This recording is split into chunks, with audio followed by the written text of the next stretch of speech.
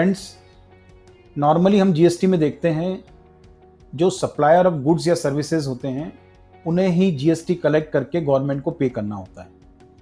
लेकिन गवर्नमेंट ने कुछ केसेस में जो रिसीवर है उसके ऊपर ये रिस्पॉन्सिबिलिटी डाली है कि वे खुद अपना टैक्स पे करें और यदि एलिजिबिलिटी हो उनकी तो उस केस में उसकी क्रेडिट भी ले सकते हैं। मैं सबसे पहले ये डिस्कस करना चाहता हूँ आपसे कि आरसीएम के प्रोविजंस, रिवर्स चार्ज मैकेनिज्म जो है, उसमें मेनली जो इंट्रोड्यूस करने का उद्देश्य क्या है। तो सबसे मुख्य उद्देश्य यही है आरसीएम के प्रोविजंस का कि कई बार हमने देखा है कि अनऑर्गेनाइज्ड सेक्टर में टैक्स का पेमेंट नहीं हो पाता है, इवेजन होता है। तो गवर्नमेंट द्वारा ये प्रोविजंस लाए गए ताकि टैक्स का इवेजन कम से कम हो सके।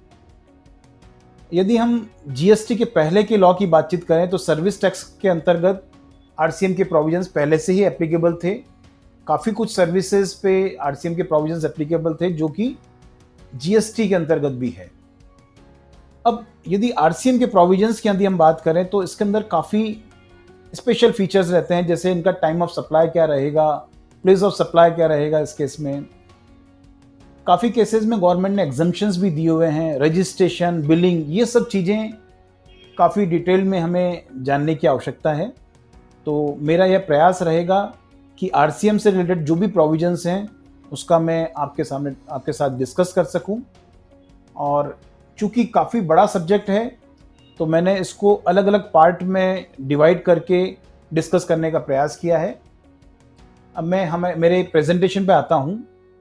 तो फ्रेंड्स, मैंने जैसे बताया था कि रिवर्स चार्ज का मेन मीनिंग ये है कि सप्लायर जो है वो पे नहीं करेगा, बल्कि जो रिसीवर है, जो भी गुड्स या सर्विसेज वो रिसीव कर रहा है उस पर उसको टैक्स पे करना है।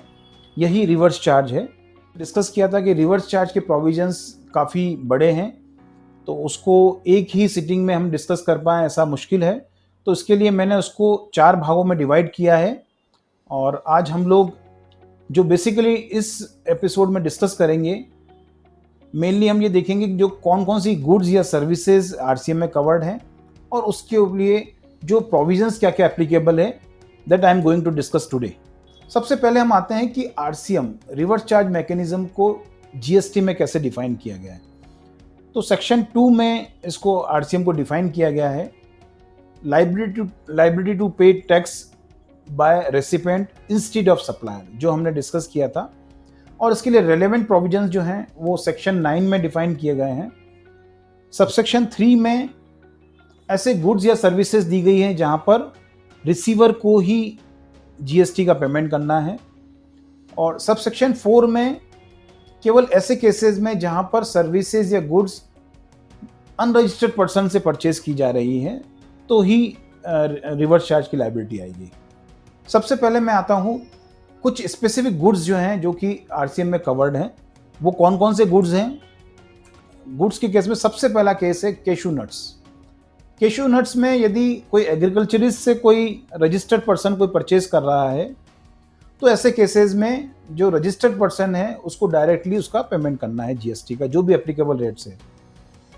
सिमिलरली टबेको लीव्स या तेंदुपत्ता, ऐसे केसेस में भी एग्रीकल्चरिस्ट से जो परचेज की जा रही है और जो परचेजर है यदि वो रजिस्टर्ड पर्सन है तो उसको डायरेक्टली जीएसटी का पेमेंट करना है। अब हम आते हैं जो स्टेट गवर्नमेंट द्वारा लॉटरी सप्लाई की जाती है, तो ऐसे केसेस में जो भी डिस्ट्रीब्यूटर या एजेंट को जो लॉटरी सप्लाई होती है तो उसको रिवर्स चार्ज में उसके ऊपर जीएसटी का पेमेंट करना पड़ेगा। सिमिलरली यदि हम सिल्क यार्न की बात करें तो सिल्क यार्न के केस में जो मैन्युफैक्चरर है सिल्क यार्न का, और यदि वो रजिस्टर्ड पर्सन को सेल कर रहा है तो रजिस्टर्ड पर्सन को डायरेक्टली उसके ऊपर जीएसटी का पेमेंट करना है। कई बार हमने देखा है कि स्टेट गवर्नमेंट या सेंट्रल गवर्नमेंट द्वारा जो कई बार कॉन्फिस्केट कर दिया जाता है गुड्स का या व्हीकल्स का, तो यूज्ड व्हीकल्स के केस में यदि वो सीज किए गए हैं या कॉन्फिस्केट किए गए हैं तो ऐसे केसेस में रिसीवर को ही उसके ऊपर जो एप्लीकेबल रेट ऑफ टैक्स से जीएसटी पे करना पड़ेगा। सेंट्रल गवर्नमेंट या स्टेट गवर्नमेंट द्वारा उसके ऊपर जीएसटी का पेमेंट नहीं किया जाएगा। मैं एक बार पुनः आपसे डिस्कस करना चाहता हूं कि केवल ये प्रोविजंस मैक्सिमम केसेस में देखेंगे आप, यदि रिसीवर रजिस्टर्ड है तो ऐसे केसेस में उनको आरसीएम में पेमेंट करना है। अब हमने जैसे एग्रीकल्चरिस्ट के केस में देखा था, तो रॉ कॉटन के केस में भी यदि एग्रीकल्चरिस्ट यदि सप्लाई कर रहा है तो ऐसे केसेस में रजिस्टर्ड पर्सन को उस रॉ कॉटन जो परचेज करेगा उस पर जीएसटी का पेमेंट आरसीएम में करना पड़ेगा। कई बार हमने देखा है कि priority sector lending certificates transfer होते हैं, पीएसएलसी इसको शॉर्ट फॉर्म में यूज किया जाता है उसके लिए। तो एक रजिस्टर्ड पर्सन द्वारा यदि दूसरे रजिस्टर्ड पर्सन को पीएसएलसी का ट्रांसफर किया जाता है तो ऐसे केसेस में उसको जो रिसीवर है उसको डायरेक्टली पेमेंट करना पड़ेगा जीएसटी का। तो ये मैंने हमारे सामने जो गुड्स थी उसका डिस्कस किया है। अब मैं आपके सामने कुछ सर्विसेज जिसके ऊपर रिवर्स चार्ज के प्रोविजंस एप्लीकेबल है, जहां पर रिसीवर को ही पेमेंट करना है, वो मैं डिस्कस करूंगा। सबसे इंपॉर्टेंट सर्विस यहां पर है goods transport agency services. Important इसलिए है क्योंकि मैक्सिमम केसेस में हम देखेंगे जीटीएस सर्विसेज अवेल्ड होती हैं, वहां पर जीएसटी की लायबिलिटी रिसीवर की बनती है। अब कौन से रिसीवर होना चाहिए जिसके ऊपर जीएसटी की लायबिलिटी बनती है एज ए रिसिपेंट? तो कैजुअल टैक्सेबल पर्सन या body corporate, partnership firms, society या फैक्ट्री एक्ट में जो रजिस्टर्ड हैं वो, या कोई भी जीएसटी एक्ट में रजिस्टर्ड है, ऐसे केसेस में आरसीएम की लायबिलिटी बनती है। यहाँ पर रजिस्ट्रेशन की रिक्वायरमेंट या स्पेसिफिक जो फीचर्स हैं इस जीटीएस सर्विसेज से रिलेटेड, वो मैं जैसा मैंने बताया आपको कि एक सेपरेटली हम लोग एक एपिसोड के माध्यम से आपके सामने डिस्कस करेंगे। लेकिन मैंने कोशिश की है कि एक शॉर्ट ब्रीफ में एक जानकारी देने की कोशिश करी है। एक इम्पॉर्टेंट चीज़ ये कि जीएसटी में पार्शियल रिवर्स चार्ज के प्रोविजंस नहीं हैं। अदरवाइज सर्विस टैक्स में कई बार हमने देखा था कि यहाँ पर 50% रिसीवर पे करेगा, 50% सप्लायर पे करेगा। तो ये ऐसे प्रोविजंस नहीं है। मैक्सिमम केसेस में 100% लायबिलिटी रिसीवर पे डाली है या सप्लायर फिर फॉरवर्ड चार्ज में पे करेगा। जीटीएस से यदि हम आगे बढ़ें तो एक रिकवरी एजेंट, कई बार बैंक्स जो हैं वो रिकवरी एजेंट को अपॉइंट करती है, तो ऐसे केसेस में भी बैंक्स को 100% लायबिलिटी बनेगी रिवर्स चार्ज मैकेनिज्म में। जो भी रिकवरी एजेंट उनसे फीस चार्ज कर रहा है उस पर रिवर्स चार्ज में पे करना पड़ेगा जीएसटी। कई बार डायरेक्टर्स को कंपनी द्वारा सैलरी दी जाती है, रेम्युनरेशन दिया जाता है, तो ऐसे केसेस में भी आरसीएम की लायबिलिटी बनती है। कंपनी को डायरेक्टली उसके ऊपर आरसीएम में टैक्स पे करना पड़ेगा। जहाँ तक सैलरी की यदि बात है, रेम्युनरेशन की यदि बात है, तो ऐसे केसेस में चूंकि वो सप्लाई की डेफिनेशन से बाहर है तो उस पर आरसीएम के प्रोविजंस एप्लीकेबल नहीं होंगे। तो ये मैं बाद में आपसे डिटेल में डिस्कस करूँगा कि कब हमारी जीएसटी की लायबिलिटी बनती है कंपनी के केस में। अगेन एडवोकेट्स या फर्म ऑफ एडवोकेट्स जो हैं वहाँ पर भी आरसीएम की लायबिलिटी बनती है। यदि एडवोकेट के द्वारा किसी बिजनेस एंटिटी को सर्विस दी जा रही है तो ऐसे केसेस में उस बिजनेस एंटिटी को रजिस्ट्रेशन लेके उसके ऊपर जीएसटी का पेमेंट करना पड़ेगा। आर्बिट्रल ट्रिब्यूनल द्वारा यदि कोई सर्विसेज दी जा रही है किसी बिजनेस एंटिटी को, तो ऐसी सर्विसेज भी रिवर्स चार्ज में कवर्ड है। ये जो सर्विसेज हैं उसके लिए नोटिफिकेशन नंबर 13 गवर्नमेंट ने नोटिफाई किया हुआ है इन सर्विसेज को। आज के समय में हम देख रहे हैं कि काफ़ी इवेंट्स होते हैं और इन इवेंट्स को किसी कंपनी द्वारा स्पॉन्सर किया जाता है। तो ऐसे केसेस में जहां पर कोई बॉडी कॉर्पोरेट या पार्टनरशिप फर्म द्वारा किसी इवेंट को स्पॉन्सर किया जा रहा है तो वहां पर भी आरसीएम में उनकी लायबिलिटी बनती है। इंश्योरेंस कंपनी द्वारा जो अपने इंश्योरेंस एजेंट्स को कमीशन दिया जाता है तो उस पर भी गवर्नमेंट द्वारा आरसीएम में लायबिलिटी इंश्योरेंस कंपनी पर लगाई गई है। इसका मतलब यह है कि इंश्योरेंस एजेंट को रजिस्ट्रेशन लेके टैक्स का पेमेंट नहीं करना है, इंश्योरेंस कंपनी ही पेमेंट करेगी। यहाँ एक महत्वपूर्ण बात यह है कि इंश्योरेंस एजेंट की डेफिनेशन में चेंज आया है, तो वो हमें समझना होगा, वह मैं आगे डिस्कस करूँगा आपसे। इसके साथ ही जो बुक्स के ऑथर होते हैं या म्यूज़िक कंपोज़र या फोटोग्राफर या किसी आर्टिस्ट द्वारा किसी फिल्म प्रोड्यूसर को सर्विसेज दी जाती हैं, तो जो पब्लिशर होता है बुक का या म्यूज़िक कंपोज़र या फिल्म के प्रोड्यूसर हैं उनके ऊपर आरसीएम में लायबिलिटी बनती है। सबसे महत्वपूर्ण बात यहाँ पर यह है कि कई बार सेंट्रल गवर्नमेंट या स्टेट गवर्नमेंट से भी हम लोग सर्विसेज लेते हैं, अवेल करते हैं। तो ऐसी बिजनेस एंटिटी जो कि सेंट्रल गवर्नमेंट या स्टेट गवर्नमेंट से सर्विसेज अवेल कर रही हैं, तो ऐसे केसेस में भी आरसीएम की लायबिलिटी सेक्शन 9 में डिफाइन की गई है।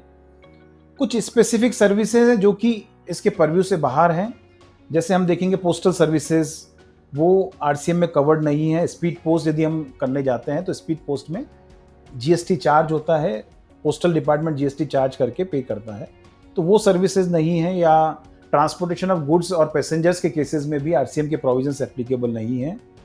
अदरवाइज मैक्सिमम जो सेंट्रल गवर्नमेंट या स्टेट गवर्नमेंट की सर्विसेज हैं आरसीएम में कवर्ड हैं। मेन कंडीशन ये है कि बिजनेस एंटिटी यदि सर्विसेज अवेल कर रही है तो ऐसे केसेस में उनको आरसीएम के प्रोविजंस एप्लीकेबल होंगे। एक इंपॉर्टेंट चीज यहाँ पर यह है कि रेंटिंग की सर्विसेज यदि सेंट्रल गवर्नमेंट या स्टेट गवर्नमेंट द्वारा दी जा रही है तो ऐसे केसेस में यदि रिसीवर रजिस्टर्ड है जीएसटी में तो ही आरसीएम के प्रोविजंस एप्लीकेबल होंगे। अदरवाइज सेंट्रल गवर्नमेंट या स्टेट गवर्नमेंट को फॉरवर्ड चार्ज में जीएसटी कलेक्ट करके पे करना पड़ेगा। अब मैं आपसे बात करना चाहूंगा कंस्ट्रक्शन एक्टिविटी पर आरसीएम की लायबिलिटी की। तो यहाँ पर दो प्रोविजंस इंपॉर्टेंट है। पहला प्रोविजन है जहाँ पर टीडीआर या एफएसआई ट्रांसफर किए जाते हैं प्रमोटर को, तो ऐसे केसेस में जो अनसोल्ड पोर्शन रहता है उस पर डेवलपमेंट राइट पे आरसीएम में बिल्डर या डेवलपर को आरसीएम में टैक्स का पेमेंट करना पड़ता है। सिमिलरली यदि प्रोजेक्ट के लिए प्रमोटर द्वारा लॉन्ग टर्म लीज पर कोई लैंड ली जाती है तो ऐसे केसेस में भी उनको आरसीएम की लायबिलिटी बनती है।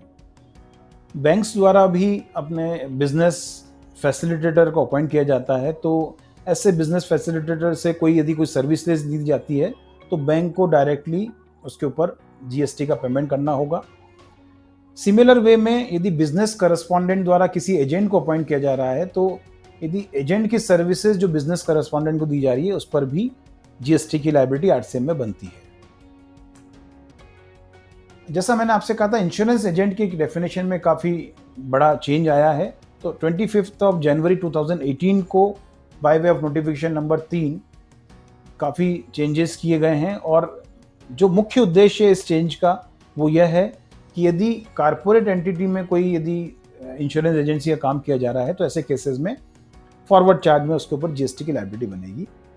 गवर्नमेंट ने दो मुख्य सर्विसेज हैं, सिक्योरिटी सर्विसेज और रेंट कैप सर्विसेज, इनको भी आरसीएम में कवर्ड किया है। ये इनिशियली लिस्ट में नहीं थी। तो 1 जनवरी 2019 से सिक्योरिटी सर्विसेज और 1 अक्टूबर 2019 से रेंट कैप सर्विसेज को भी आरसीएम के प्रोविजंस में कवर्ड किया गया है। इसके डिटेल्ड प्रोविजंस में आगे आपसे डिस्कस करूंगा। तो अभी तक मैंने आपसे जो गुड्स या सर्विसेज का डिस्कशन किया था वो सेक्शन 9 सबसेक्शन 3 में कवर्ड थी, जहां पर स्पेसिफिक रिवर्स चार्ज था।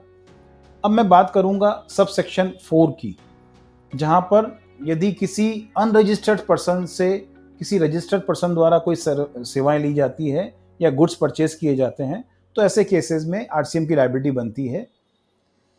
इनिशियली जब जीएसटी लॉ इंप्लीमेंट हुआ था तो काफ़ी इसका विरोध हुआ और गवर्नमेंट ने 13 अक्टूबर 2017 से यूआरडी परचेसेस पर जो आरसीएम के प्रोविजंस थे वो डिसकंटिन्यू कर दिए, और 29 अगस्त 2018 को गवर्नमेंट ने इस सेक्शन में चेंज किया और कुछ स्पेसिफिक सर्विसेज या गुड्स पर ही ऐसे केसेस में रिस्पॉन्सिबिलिटी आरसीएम की डिफाइन की है। तो अब मोर और लेस आज के टाइम में यूआरडी परचेजेस पर आरसीएम की लायबिलिटी नहीं बनती है।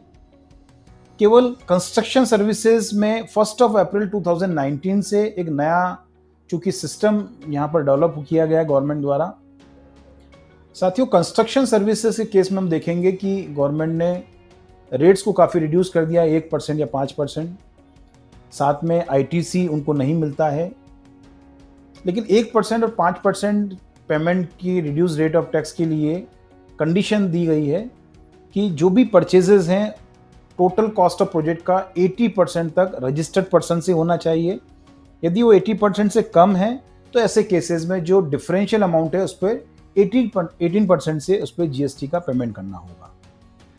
इसके साथ ही सीमेंट और कैपिटल गुड्स में भी ये कंडीशन लगाई गई है कि जो भी परचेजेस हैं वो रजिस्टर्ड पर्सन से होना चाहिए। यदि अनरजिस्टर्ड पर्सन से परचेज है तो ऐसे केसेस में उस पर जो भी एप्लीकेबल रेट ऑफ टैक्स है, जैसे सीमेंट के केस में 28% है, या कैपिटल गुड्स जो भी परचेज किए जा रहे हैं उस पर जो भी एप्लीकेबल रेट ऑफ टैक्स है उससे आरसीएम में टैक्स का पेमेंट करना पड़ेगा। अब जैसे हम इसको एग्जाम्पल के रूप में समझने की कोशिश करें कंस्ट्रक्शन के केस में, तो सपोज एक प्रमोटर है और उसने कंस्ट्रक्शन का काम शुरू किया है। उसकी total cost of project 2000 rupees की है, जिसमें से 1000 उसने रजिस्टर्ड पर्सन से परचेज किया है और 1000 का उसने अनरजिस्टर्ड पर्सन से परचेज किया है। तो यहाँ पर टोटल 2000 के परचेज के अगेंस्ट में रजिस्टर्ड पर्सन से 1000 का परचेज हुआ है। इसका मतलब है कि 50% रजिस्टर्ड पर्सन से परचेज हुआ है। जो नोटिफिकेशन है उसकी कंडीशन है 80% आपका परचेजेस रजिस्टर्ड पर्सन से होना चाहिए। तो जो शॉर्टफॉल है 30% का, उसके ऊपर 18% से पेमेंट करना पड़ेगा, और यदि सीमेंट उसमें इंक्लूड है तो सीमेंट के ऊपर 28% से टोटल अमाउंट पे पेमेंट करना पड़ेगा। वहां पर 30% का नहीं, जितना भी अमाउंट परचेज हो रहा है उस पर उसको रिवर्स चार्ज में पेमेंट करना पड़ेगा। साथियों, जो भी आरसीएम के प्रोविजंस मैंने आपसे डिस्कस किए, कुछ केसेस में स्पेसिफिक प्रोविजन है कि जो रजिस्टर्ड पर्सन यदि कोई सर्विसेज ले रहा है तो वहाँ पर आरसीएम की लायबिलिटी बनती है। लेकिन गवर्नमेंट ने नोटिफिकेशन नंबर 9 के थ्रू ये क्लैरिफाई किया है कि यदि ऐसे गवर्नमेंट ऑर्गेनाइजेशन जहाँ पर केवल टीडीएस और टीसीएस के कारण रजिस्ट्रेशन लिया गया है, तो ऐसे केसेस में उन पर लायबिलिटी नहीं बने आरसीएम में। तो क्लैरिफाई किया है कि ऐसे केसेस में उनके ऊपर आरसीएम के प्रोविजंस एप्लीकेबल नहीं होंगे। तो साथियों, आज हमने डिस्कस किया है कि आरसीएम क्या होता है, कौन सी गुड्स या कौन सी सर्विसेज आरसीएम में कवर्ड है। अगले एपिसोड में मैं आपसे डिस्कस करूंगा जीटीए से रिलेटेड आरसीएम के provisions. Thank you for listening.